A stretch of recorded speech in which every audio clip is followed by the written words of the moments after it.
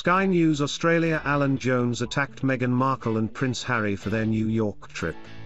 While speaking on his show, he said the pair were insufferable and should not be preaching to the public. Meghan and Harry have received both praise and criticism for their trip to New York and the work they did while there. Mr. Jones said, "Here we are again. Whenever Meghan Markle and Prince Harry are due to speak, they should give us fair warning. That way we can throw on the eye mask and put in the earplugs. These two are truly insufferable." Mr. Jones attacked the pair for the trip and their ability to meet powerful individuals.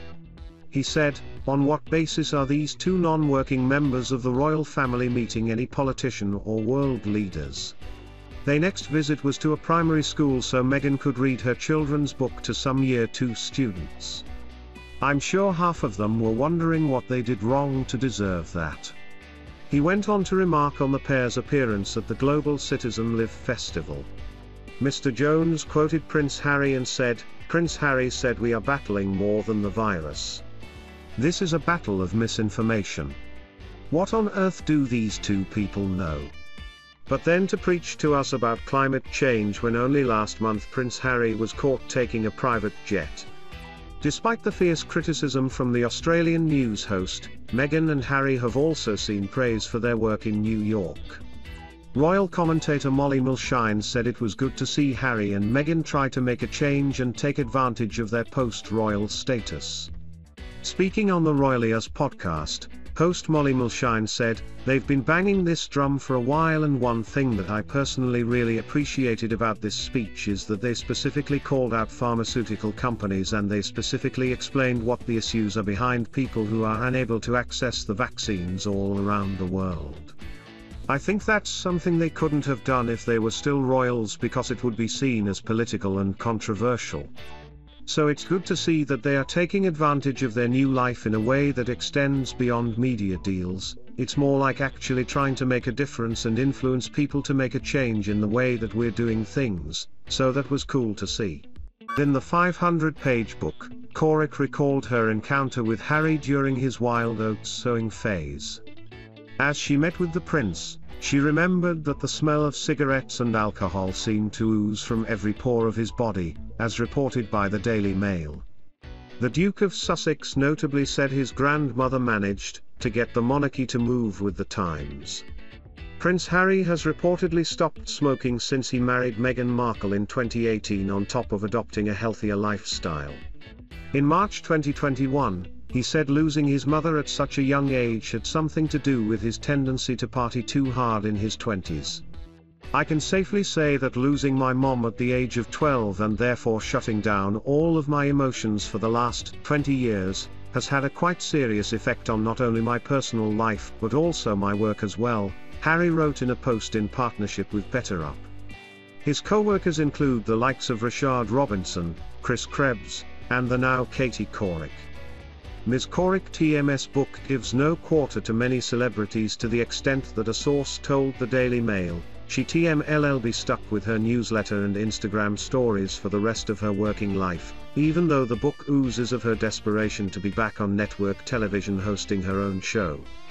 Another source said the book should be called Burning Bridges trademark by Katie Couric. It stunned the crowd yesterday as she walked the red carpet at the Royal Albert Hall for the world premiere of No Time to Die, much like the Queen has often done during the past decades to mark the release of Bond films. The Duchess of Cambridge was wrapped up in a gold-sequined Jenny Packham cape gown. Among the people who appeared impressed by the Duchess' stylish look, there was the film's protagonist, Daniel Craig. The actor, who is leaving the James Bond franchise after appearing in 5 films, reportedly greeted Kate by shaking her hand and telling her, "You look jolly lovely." For her first glitzy event since the beginning of the pandemic, Kate also donned gold earrings by Onitar, previously worn on the Cambridge's tour of Pakistan in October 2019, and wore her hair up. Kate met a number of other A-listers during the Bond premiere at the Royal Albert Hall yesterday, including Rami Malek, Lee Sado, and Lashana Lynch. The Duchess was one of the 4 royals on the red carpet, as she was in the company of Prince William, Prince Charles, and Camilla, Duchess of Cornwall. While the future kings both were in black tie, Camilla opted for a pale blue corseted chiffon dress with silver embroidery by Bruce Oldfield. The royals weren't the only special guests at the premiere. A number of healthcare workers and members of the armed forces were invited to the event, as a way to thank them for their outstanding work during the pandemic. The much-anticipated world premiere of the 25th Bond film also fitted in with the royals' charity work, as it supported past and present members of MI5, MI6, GCHQ and UK Special Forces. No Time to Die takes place after Mr. Bond has left active duty, and is enjoying a more slow-paced life in Jamaica. However, he is dragged back into action by his friend and CIA worker Felix Leiter, played by Jeffrey Wright. Mr. Bond's 25th mission initially consists in rescuing a kidnapped scientist but leads the spy to discover a dangerous villain, played by Mr. Malik, armed with dangerous new technology. The royals aren't new to gracing the red carpets of Bond premieres. Kate, Prince William and Harry walked the red carpet of Spectre, the 24th Bond film. Before them, other leading members of the royal family attended the film premieres, linking their presence to charity causes. In 1987, Princess Diana and Prince Charles headed to Leicester Square in London for the premiere of The Living Daylights. The late Princess of Wales was portrayed chatting with Timothy Dalton, who portrayed Agent 007 in that film. On that occasion, funds were raised through the sales of tickets to benefit the Prince's Trust. Queen Elizabeth II, 95, also walked down the red carpet for a Bond film. In 1967 she met Sean Connery and his wife Diane Salento at the premiere of You Only Live Twice. In 2002, the monarch walked down the red carpet of the Royal Albert Hall for the launch of Die Another Day. Among the other Bond premieres attended by Her Majesty, there has also been the 2006's release of Casino Royale, when the monarch was spotted speaking to Mr. Craig. The Queen sanctioned her links with the Bond franchise in 2012 when she stunned the world by taking part in a brief clip alongside Mr. Craig for the opening ceremony of the London Olympics. Appearing on the Zoe Ball breakfast show, he said, "Her Majesty's there, and Danny Boyle's giving her notes. It's kind of great, Your Majesty, could you possibly And she's improvising a bit. She literally kind of said, would you like me to pretend to be writing? And he's like, yes, that's great, that's great. So she sort of acted a bit. That was all her own stuff. It was amazing. She was great, calmer than me. My heart was going dumb, dumb, dumb, keep it together, keep it together. Literally there's corgis tripping you up. There's like 5 corgis. Prince Harry and his wife, Meghan Markle, have just returned home to California after a jam-packed trip to New York, their first public appearance since their daughter was born. But while the couple were keen to talk about their valuable causes, royal fans couldn't help but ask how the couple's children are getting on. Archie, 2, and Lilibet Diana, 3 months, are believed to have stayed at home in California while Mum and Dad headed to the Big Apple for work. While no pictures of Lilibet have been released, one royal fan couldn't resist asking Meghan about her, and her answer said it all. As they walked between engagements on Saturday, a fan asked Meghan, "How TMS Lilibet?" To which she replied, "She TMS beautiful." Despite this sweet tidbit about little Lily, the couple weren't too keen to talk about family life, opting to focus on more global matters. During their visit, the Duke and Duchess of Sussex visited the UN headquarters to speak with Deputy Secretary General Amina Mohammed.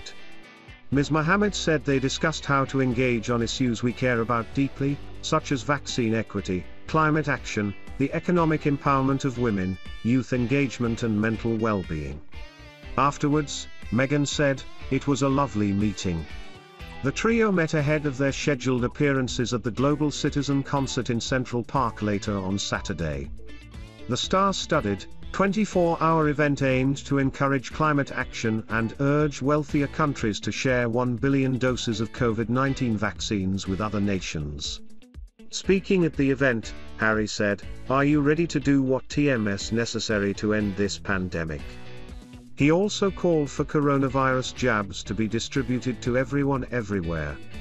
He then handed the microphone to Meghan, who said, "Hi everybody. It is so good to be back here with all of you. We know that it feels like this pandemic has been going on forever. We get it. It TMS been a lot, and some people are just over it. But if everyone is over it, it TMS never going to be over with. There TMS so much we can do today that can get us closer to ending this pandemic, and that TMS why we TM all here." The pair went on to praise the most brilliant scientists, researchers, frontline workers and selfless public health leaders for their work throughout the pandemic. Meghan has been involved with the UN Women's Agency for several years, acting as an advocate for political participation and leadership. Earlier in the week, the royals visited New York's memorial for the 9/11 attacks on the World Trade Center, with New York City Mayor Bill de Blasio and the state's governor, Kathy Hochul, joining them. The Duke and Duchess of Sussex were among those chosen as Time magazine's 100 most influential people last week. Last year, the couple stepped down from royal duties, moving to California, and launching their Hochul Foundation. They have previously supported other global citizen initiatives, acting as campaign chairs for a Vax Live event in May which encouraged donations to COVAX, an initiative working to provide vaccines for low and middle-income countries.